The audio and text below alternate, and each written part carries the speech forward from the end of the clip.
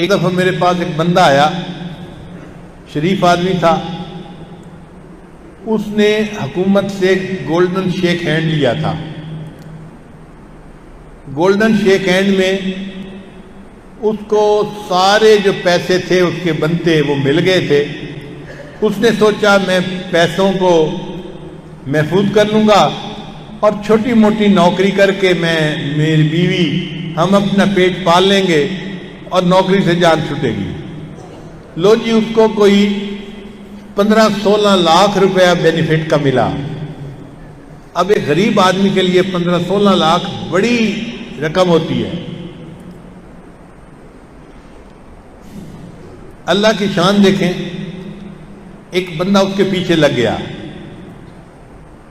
کہ آپ کے پاس اتنے پیسے ہیں، ان کو بینک میں رکھنے کا کیا فائدہ، اس کو تجارت میں لگاؤ اور تمہیں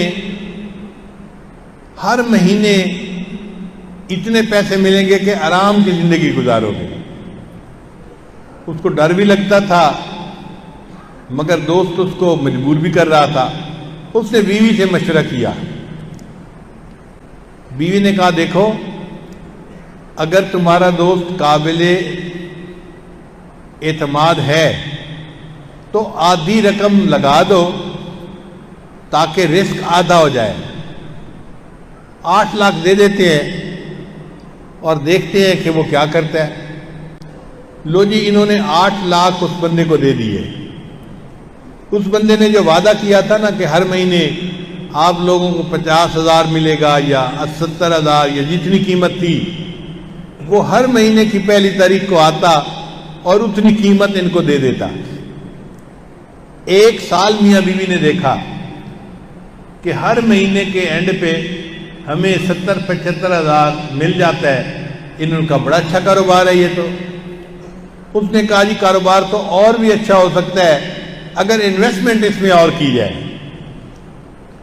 اب یہ بھولے لوگ تھے، انہوں نے کہا ٹھیک ہے جی ہم باقی بھی پیسے اس کو دے دیتے ہیں۔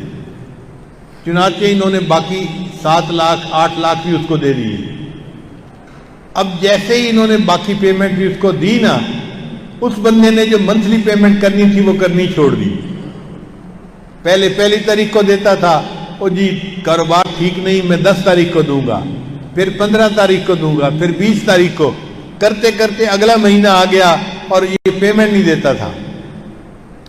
جب انہوں نے اس کو کہا کہ بھائی آپ نے ہم سے تو باقی پیسے بھی لگوا دیے اور آپ ہمیں پیسے بھی نہیں دیتے، تو اس نے ان کا فون اٹینڈ کرنا بھی چھوڑ دیا۔ اب یہ اور پریشان۔ چنانچہ جب 1-2 بندوں کو لے کے یہ اس کے پاس گئے اور اس سے بات کی کہ بھئی آپ نے ہم سے 16 لاکھ روپیہ لیا تھا اور اب آپ ہمیں پیسے نہیں دیتے مہینے کے، تو مسئلہ کیا ہے؟ اس نے کہا جی مسئلہ تو یہ ہے کہ کاروبار میں نقصان ہوا اور 16 لاکھ روپے ڈوب گئے۔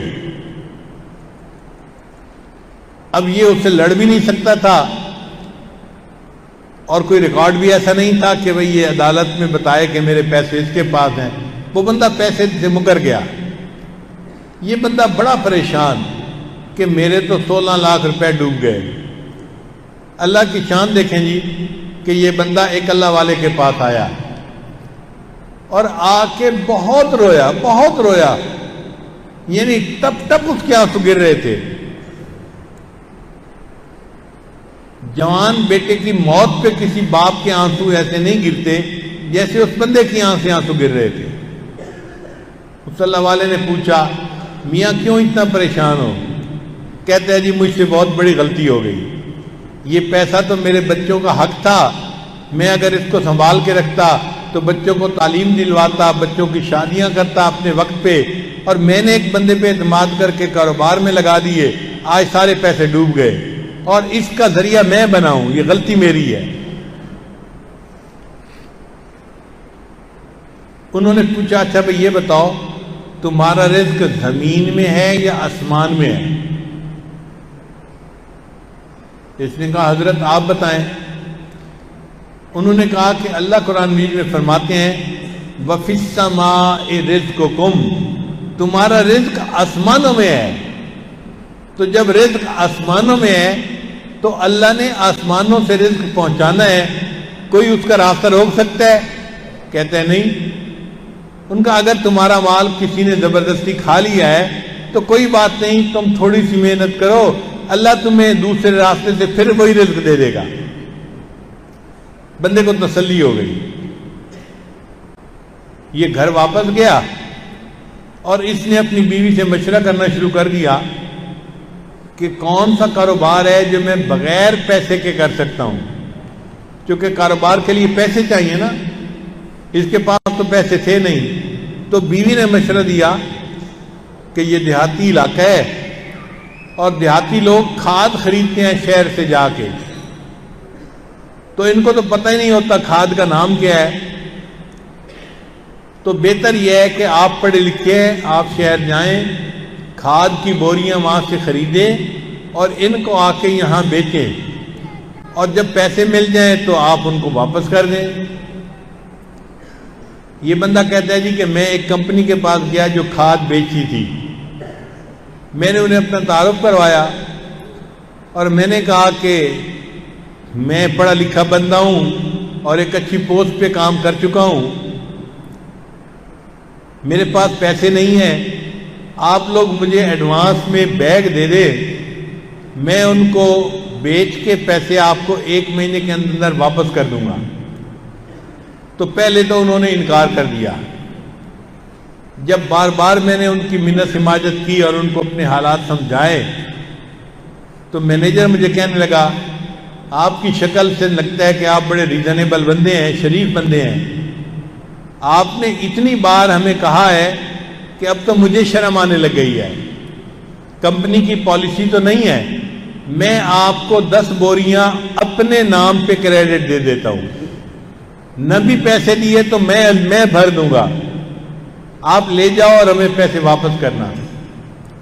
لو جی، اس بندے نے 10 بوریاں لی اور دیہات میں آ کے لوگوں کو بیچ دی، 120 کی پڑتی تھی تو اس نے 150 کی قیمت لگا دی۔ آخر شہر گیا تھا اور بوریاں لے کے آیا تھا تو لوگوں نے اس سے لے لی، اس نے 1 مہینے کے اندر پیسے واپس کر دیے۔ تو جو دفتر والے تھے وہ خوش ہو گئے کہ یہ بندہ 2 نمبر نہیں ہے، اچھا بندہ ہے، پیسے واپس کر دیتا ہے۔ اب انہوں نے اس کو 10 کی جگہ 20 بوریاں دے دی۔ یہ سلسلہ بڑھتا رہا، حتیٰ کہ ایک ایسا وقت بھی آیا کہ انہوں نے کہا کہ ہم آپ کو ایڈوانس میں 1 ٹرک پورا دے دیں گے۔ اس نے ٹرک بوریوں کا بھرا اور دیہات میں آ کے لوگوں کو کھاد بیچی اور پیسے ان کو واپس کر دیے۔ پھر 1 ٹرک کے بعد انہوں نے کہا جی ہم 2 ٹرک بھی دے دیں گے، 3 ٹرک بھی دے دیں گے۔ اس کو ٹرکوں کے ٹرک ایڈوانس ملنے شروع ہو گئے، مگر یہ ایمانداری کے ساتھ کھاد بیچتا اور پیسے اپنی ڈیٹ سے پہلے لوٹا دیتا۔ 5 سال اس کو اس طرح لگے۔ اسی ماد الفقیر میں یہ میرے پاس آیا اور مجھے آ کے کہنے لگا کہ حضرت میں نے اللہ توکل اپنا کام شروع کیا تھا، الحمدللہ آج مجھے اللہ نے 16 کروڑ روپے کا مالک بنا دیا۔ 16 لاکھ ڈوبے تھے، اللہ نے اس کو 16 کروڑ کا مالک بنا دیا۔ 10 گنا تو اللہ لوٹاتے ہیں، ہم نے اپنی زندگی میں درجنوں دفعہ دیکھا ہے۔